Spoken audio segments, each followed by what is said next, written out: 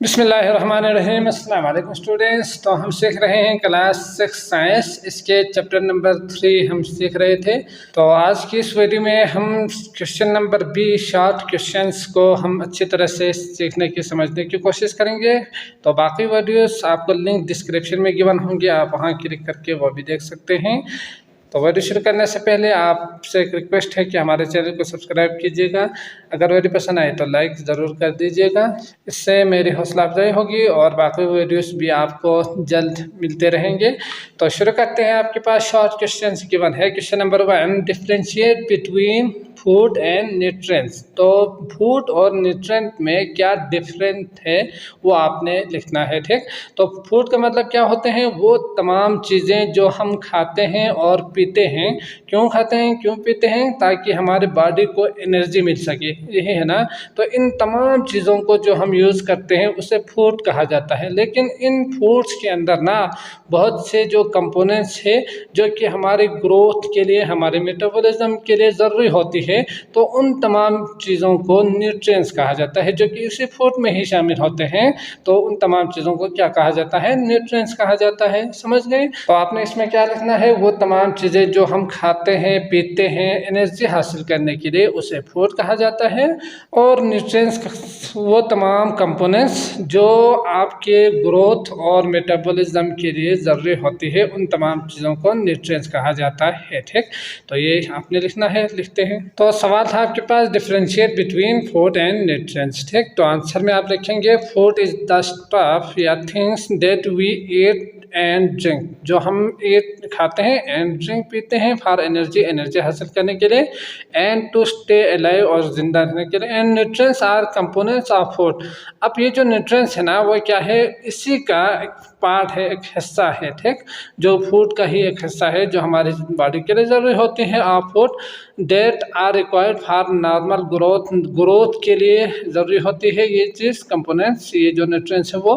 And metabolism, और जो sales जो फूड है ना वहाँ से एनर्जी बनाने का जो अमल है उसे मेटाबॉलिज्म कहा जाता है। तो ये इसके लिए ज़रूरी होती है ये दोनों चीज़ें, ठीक। तो यकीनन आप इसी को आंसर में लिखेंगे। अगला है question number 2, in list the food items which are good source of fibre any four. तो फाइबर के जो सोर्स है, ज़राए हैं, बड़े बड़े जो ज़राए होते हैं, उनमें से आपने 4 ज़राए को यहाँ पे लिखना है। समझ गए?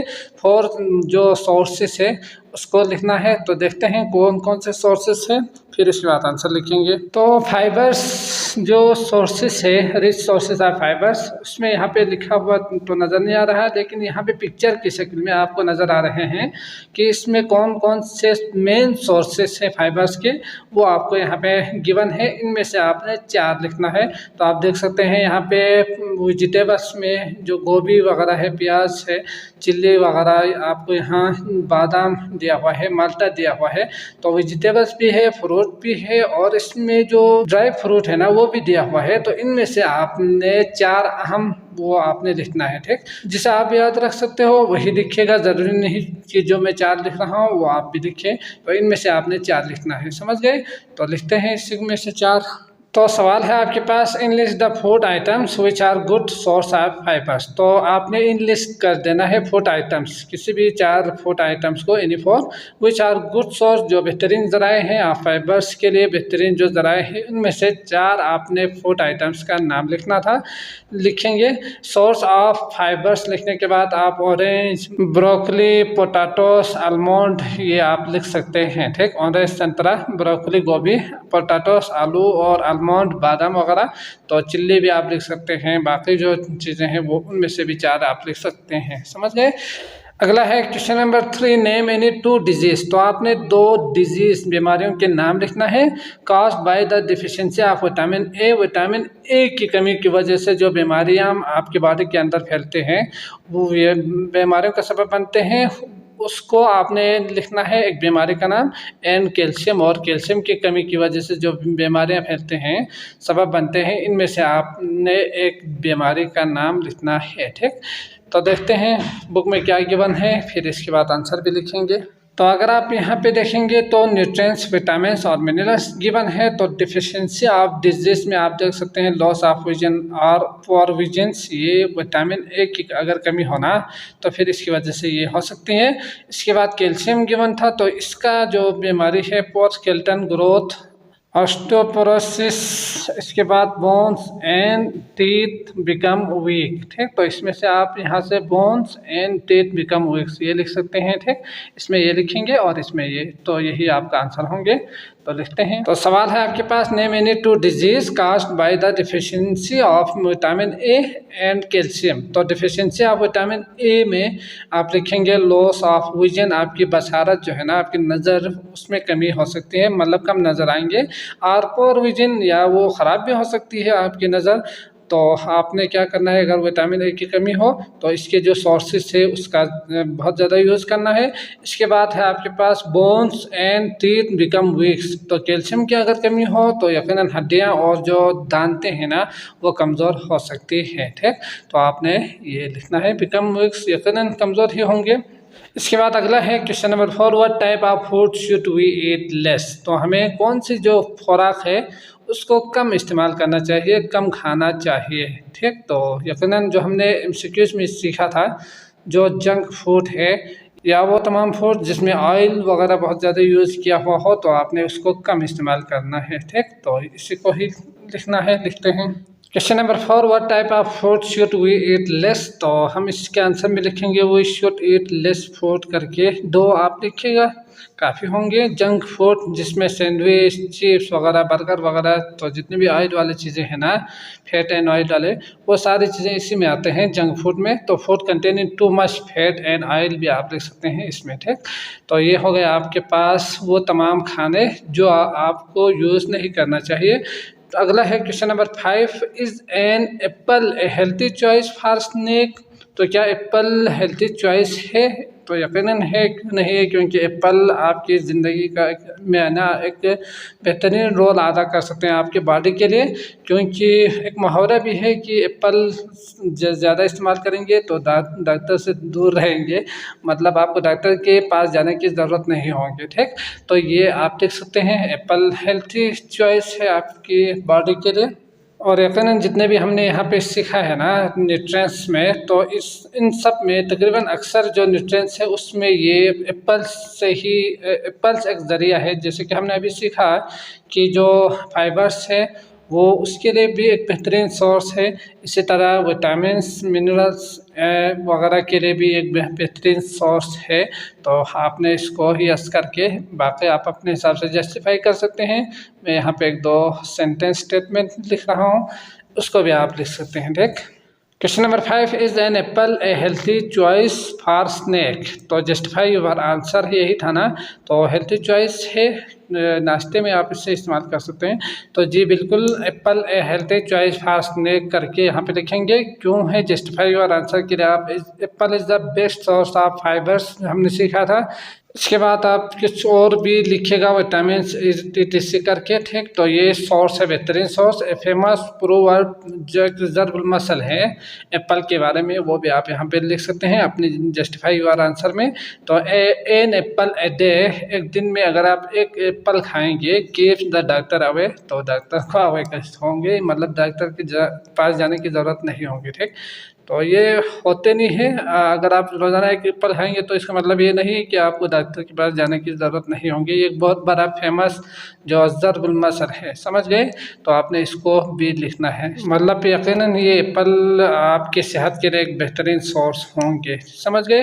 अगला है question number 6, why is a balance diet importance. तो हमने पूरा जो चैप्टर है उसमें यही सीखा था बैलेंस डाइट के बारे में अच्छी तरह से, कि डाइट जो है ना आपको बैलेंस क्यों होना चाहिए, उसकी अहमियत क्या है। तो बैलेंस जो डाइट है ना, मतलब बैलेंस होना, जो जितने भी डाइट्स है वो बराबर आपको खाना चाहिए। अगर एक जो आपके बॉडी के लिए स्ट्रेंथ ज़्यादा पहुंचाते हैं, वो अगर आप ज़्यादा यूज़ करेंगे तो आपके बॉडी के लिए नुकसानदेह होंगे। यकीनन जो आप डायरी वगैरह और जो गोश्त है, इस तरह की चीज़ें अगर आप बहुत ज़्यादा इस्तेमाल करेंगे तो आपके लिए वो नुकसानदेह भी हो सकते हैं। तो एक बैलेंस डाइट आप यूज़ करेंगे तो ही आपके लिए, बॉडी के लिए और आपके लिए, आपकी जहनी जो फिज़िकल और जो मेंटल्स जो मसाइल है ना वो यकीनन बहुत ही कम होंगे। तो आप इसी को लिख सकते हैं। ठीक, तो लिखेंगे question number 6, why is the balance diet important. तो बैलेंस डाइट क्यों इम्पॉर्टेंट है ये आपने लिखना है। बैलेंस डाइट क्रिएट्स एनर्जी, आपकी बॉडी में एनर्जी क्रिएट करते हैं। That help to perform the task properly, जो भी आपने काम करनी हो ना उसके लिए यकीनन आपको एनर्जी चाहिए होती है। अगर एनर्जी की कमी हो तो यकीनन आप काम नहीं कर पाएंगे। तो ये जो एनर्जीज है वो कहाँ से मिलते हैं, बैलेंस डाइट से ही मिलते हैं। It is very important for both mental and physical, ये जहनी और जिस्मानी दोनों के लिए ज़रूरी होती है। तो ये जो बैलेंस डाइट है ना वो अगर ये इसकी कमी हो जाए तो आप मेंटली भी कमज़ोर हो सकते हैं और फिज़िकली आपके लिए मसला हो सकते हैं। तो आपने हमेशा इसका यकीनन ये बहुत बड़ी इम्पोर्टेंस है, तो आपने इसको अपने जहन में रखना है। फिर इसी हिसाब से आपने यूज़ करना है डाइट्स को जो कि बुक में गिवन है, समझ गए। इसके बाद क्वेश्चन नंबर 7 है, why do we need protein in our diet. तो हमारा जो डाइट है जो जिस है उसमें प्रोटीन की ज़रूरत क्यों होती है, क्यों हमारे लिए इसकी जो नीड्स है वो यकीनन ज़रूरी है डाइट। तो इसके लिए आपने क्या लिखना है, why do we need protein in our diets में प्रोटीन जो है ना हमारे जो टिश्यू है, सेल टिश्यू, हार्मोन्स, एंजाइम्स वगैरह है, इसको मदद करते हैं, इसको बिल्ड करते हैं, इसकी जो स्ट्रेंथ है उसको बढ़ाते हैं और हमें जो मुख्तलिफ़ किस्म की जो बीमारियां हैं, डिजीज़ है, उससे भी बचाते हैं। यकीनन अगर बैलेंस हो और डाइट्स में प्रोटीन अगर हो तो इससे हम बीमार होने से बच सकते हैं। तो आपने इसमें के आंसर में यही लिखना है। ठीक, तो लिखते हैं क्वेश्चन नंबर 7 है, वाई डू वी नीड, हमें ज़रूरी होती है क्यों protein in our diets, our diets में प्रोटीन की ज़रूरत क्यों होती है। तो आपने लिखना है protein help us to body tissues, तो बॉडी टिश्यूज़ को वो बिल्ड करते हैं, हार्मोन्स को बिल्ड करते हैं, एंड एंजाइम्स को। तो आपने इसको लिखना है कि ये प्रोटीन क्या करते हैं, टिश्यू, हार्मोन्स, एंजाइम्स को बिल्ड करते हैं। इट आल्सो प्रिवेंट, हमें बचाते भी है अस फ्राम डिफरेंट डिजीज़, मुख्तलिफ बीमारियों से इसको बचाते भी है, हमारे बॉडी को बचाते हैं। तो हमें ये जो है ना ज़रूरी होती है डाइट्स प्रोटीन के लिए। तो आपने इसी को लिखना है।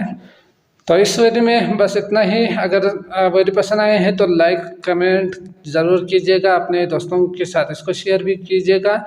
बाकी वीडियोस का लिंक आपको डिस्क्रिप्शन में मिल जाएंगे, आप वहां क्लिक करके वो भी देख सकते हैं। तो मुझे इजाज़त दीजिएगा, अल्लाह हाफिज़।